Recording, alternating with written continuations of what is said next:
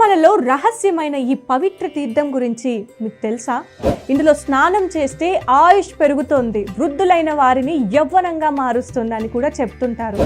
తిరుపతిలో కొండపై పాప వినాశనం, ఆకాశగంగ వంటి అనేక తీర్థాలు ఉన్న ఈ తీర్థం చాలా ప్రత్యేకమైంది. అదే కాయ రసాయన తీర్థం. వరాహ పురాణంలో దీని గురించి ప్రత్యేకంగా చెప్పబడింది. ఎందరో సాధువులు, యోగులు, శాస్త్రవేత్తలు కూడా దీన్ని కనుగొనడానికి శతవిధాలుగా ప్రయత్నించారు.